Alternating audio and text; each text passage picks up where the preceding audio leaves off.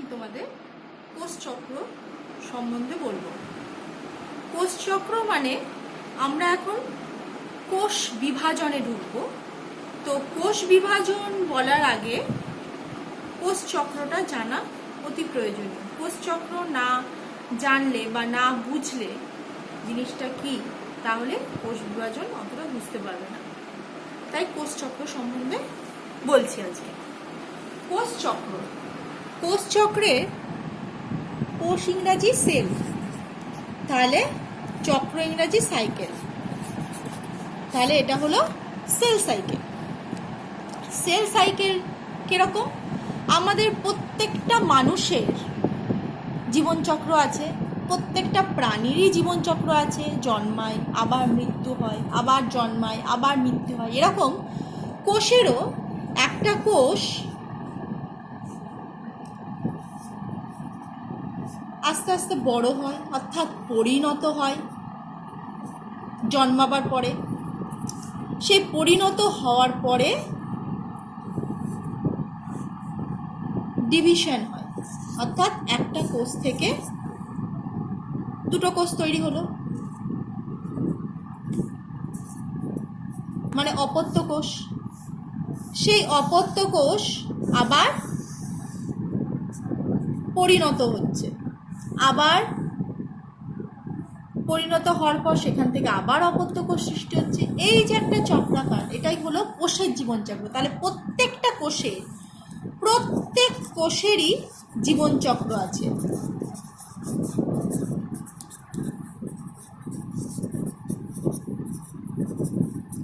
অর্থাৎ কোষের জন্ম এবং মৃত্যু দুটোই আছে জীবের মতো। তাহলে এসো আজকে আমরা জেনে নিই তাহলে কোষচক্র কিভাবে হয়। কোষচক্র, আচ্ছা এখানে আমি বলি এটা অপত্য কোষ, এটা হলো পরিণত হওয়ার পরে পরিণত কোষ। এই কোষ যখন আবার বিভাজিত হচ্ছে তখন সেটাকে বলে জনিত্রী কোষ, অর্থাৎ মাতৃকোষ। এই কোষটাকে বলে জনিত্রী কোষ, যেই কোষ বিভাজন হচ্ছে। আচ্ছা, এবার কোষচক্র। কোষচক্র আমরা চক্র আঁকবো একটা।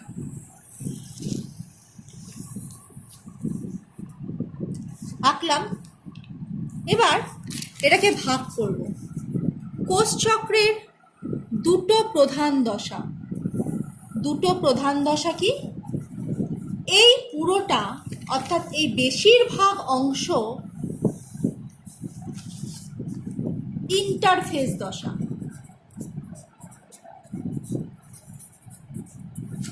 এই বেশিরভাগ অংশটা জুড়ে হলো ইন্টারফেজ দশা।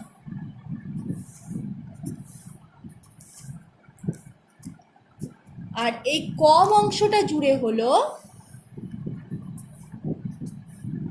মেটাফেজ দশা বা মাইটোটিক ফেজ।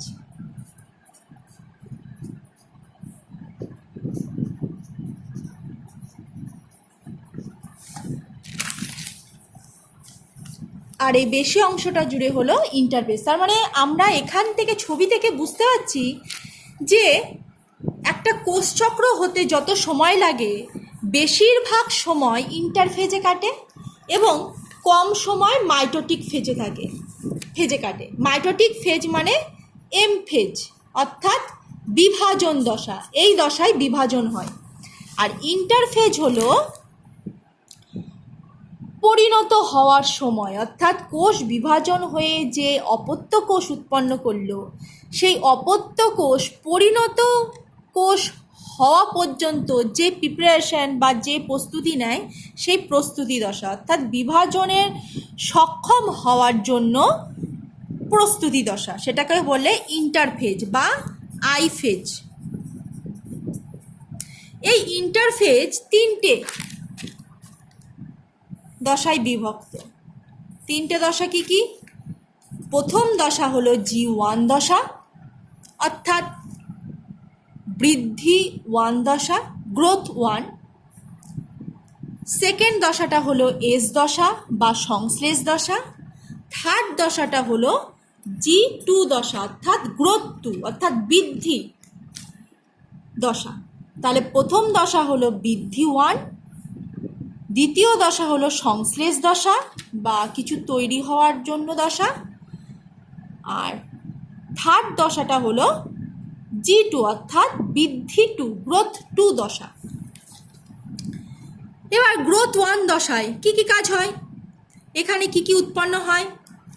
এখানে উৎপন্ন হয় প্রোটিন,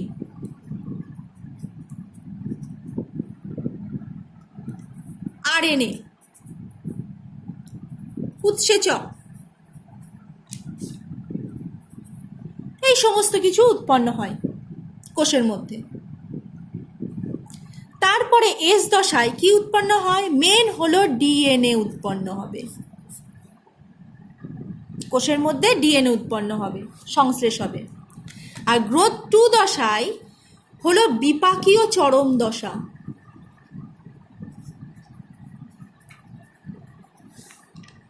মানে এটা খুব অ্যাক্টিভ, এখানে যা যা ঘাটতি থাকে সমস্ত পূরণ হয়, মানে যা যা প্রয়োজন, যেগুলো বাকি আছে বিভাজন দশায় ঢুকতে, সেইগুলো এই G2 দশায় উৎপন্ন হবে এবং বিপাকীয় চরম দশায় থাকবে, মানে একদম অ্যাক্টিভ দশায়, মানে রেডি ফর হোয়াট?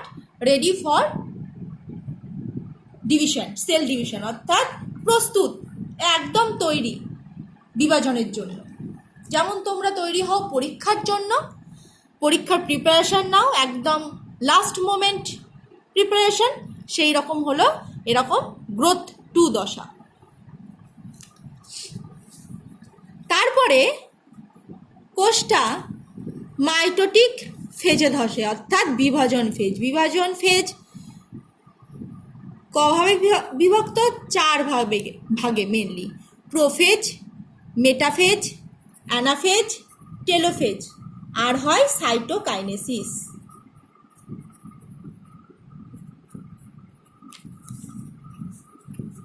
অর্থাৎ প্রোফেজ, মেটাফেজ, অ্যানাফেজ, টেলোফেজ, এই 4টে হলো নিউক্লিয়াসের বিভাজন, কোষের নিউক্লিয়াসের বিভাজন হয়। আর সাইটোকাইনেসিস হলো সাইটোপ্লাজমের বিভাজন হবে।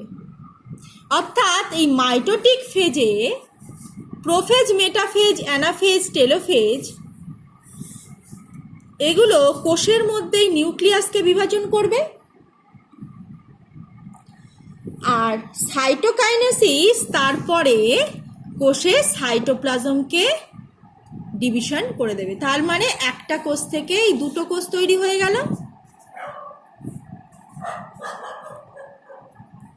হলো, এরপরে আমরা একটা জিনিস বলবো, সেটা হলো এখানে G1 দশার একটা পয়েন্টে G0, অর্থাৎ গ্রোথ 0, কোনো গ্রোথ হবে না, সেই অবস্থা থাকে।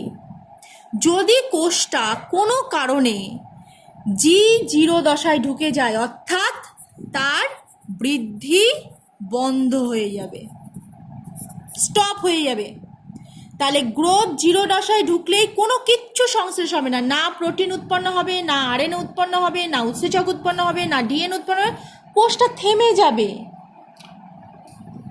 তার বিপাকীয় কাজগুলো থেমে যাবে, অর্থাৎ কোষটা নিষ্ক্রিয় অবস্থায় পড়ে থাকবে, অর্থাৎ কোনো বিভাজন হতে পারবে না যদি কোনো কোষ G0 অবস্থায় থাকে। G0 অবস্থায় থাকে কোন কোন কোষ? আমাদের স্নায়ু কোষ, লোহিত রক্তকণিকা, এই কোষগুলো G0 অবস্থায় থাকে, তাই বিভাজিত হয় না। এরপরে এই যে কোষ ডিভিশন হচ্ছে, 2টো কোষ উৎপন্ন করছে, সেই কোষ আবার প্রোটিন, আরএনএ, উৎসেচক এগুলো উৎপন্ন করছে, তারপরে ডিএনএ উৎপন্ন করছে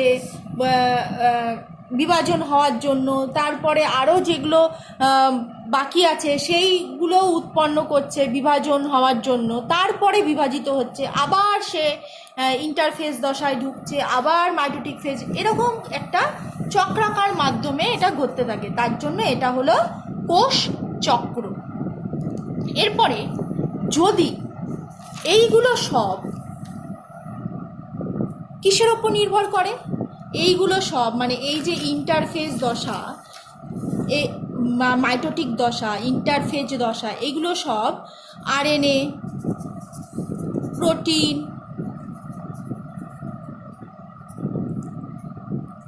উৎসেচক, পরিবেশের বিভিন্ন শর্ত এর ওপর নির্ভর করে। এর দ্বারা এই কোষচক্রটা নিয়ন্ত্রিত হয়। এরপর যদি কোনো কারণে অর্থাৎ এই নিয়ন্ত্রণ হারিয়ে ফেলে, এই যে G1 দশা থেকে এস দশায় কিংবা এস দশা থেকে G2 দশায় যে এন্ট্রি নিচ্ছে, এই যে পরপর এক দশা থেকে অপর দশায় প্রবেশ করছে, এর মধ্যে যদি নিয়ন্ত্রণ হারিয়ে ফেলে তাহলে কি করবে? তাহলে নিয়ন্ত্রণ হারিয়ে ফেললে কোষ বিভাজন কন্টিনিউ হয়ে যাবে, অর্থাৎ কোষ বিভাজনকে থামাতে পারবে না। কোষ যদি বিভাজন হয়েই যায় তাহলে কোষ যদি না থামে তাহলে এক জায়গায় অনেক কোষ উৎপন্ন হয়ে যাবে। অনেক কোষ উৎপন্ন হয়ে গেলে সেই জায়গা ফুলে যাবে, ফুলে গিয়ে টিউমারের মতো গঠন তৈরি করবে, সেটা হলো টিউমার সৃষ্টি। তার মানে টিউমার কিভাবে হয়? এরকম কোষ যদি নিয়ন্ত্রণ হারিয়ে ফেলে, কোষ চক্র নিয়ন্ত্রণ হারিয়ে ফেললে টিউমার হয়। এই টিউমার কিন্তু সব সময় সাংঘাতিক হয় না। কখন সাংঘাতিক হয়? যখন টিউমারটা ম্যালিগন্যান্ট অবস্থায় পৌঁছে যায়। ম্যালিগন্যান্ট মানে টিউমারটা যদি সমস্ত দেহে ছড়িয়ে পড়ে, টিউমার কোষগুলো যদি ছড়িয়ে পড়ে তাহলে ম্যালিগন্যান্ট হয়ে যায়। ছড়িয়ে পড়া মানেই সেটা সাংঘাতিক। তাহলে ছড়িয়ে যদি পড়ে তাহলে তখন কিন্তু ম্যালিগন্যান্ট হয়ে যায়, তখন ক্যান্সারের সৃষ্টি হয়। তার মানে এটা টিউমার হলো। টিউমার যখন ম্যালিগন্যান্ট অবস্থায় হয় তখন সেখান থেকে ক্যান্সার তৈরি হয়, যেটা খুব মারাত্মক। তাহলে আজকে কোষ চক্র সম্বন্ধে জানলে, এবং একটা কথা বলে দিই, কোষের মধ্যে তো আগেই ডিএনএ আছে, তাহলে এখানে এক্সট্রা ডিএনএ কেন? আমরা এই কোষ বিভাজনের সময় একটা কোষ থেকে যে দুটো কোষ উৎপন্ন হবে, সেই দুটো কোষে প্রত্যেকটা ক্রোমোজোম সংখ্যা সমান হবে, মানে সমবিভাজন। এই কোষে যা ক্রোমোজোম সংখ্যা মাতৃকোষেও তাই ক্রোমোজোম সংখ্যা। তাহলে মাতৃকোষের একটা কোষ থেকে যদি দুটো কোষ উৎপন্ন হয় তাহলে একটা ক্রোমোজোম দুটো ভাগে ভাগ হয়ে যাবে, তাহলে কম হয়ে যাবে তো না, সেই কমটা এই এস দশায় ডিএনএ যে সংশ্লেষ হচ্ছে, উৎপন্ন হচ্ছে, সেটা হতে দেবে না। তার মানে মাতৃকোষে যে ডিএনএ আছে সেই ডিএনএর পরিমাণটা ডাবল করে দেয়। ডাবল করে দেওয়ার জন্য ওটা অনায়াসে ভাগ হয়ে দুটো কোষে চলে যায়, যাতে মাতৃকোষের ক্রোমোজোম সংখ্যার সমান হয়। তার জন্য এখানে ডিএনএ সংশ্লেষ হয়। তাহলে আজকে কোষচক্র সম্বন্ধে জানলে, এবং এটা বাড়িতে আঁকা সমেত ভালোভাবে প্র্যাকটিস করবে।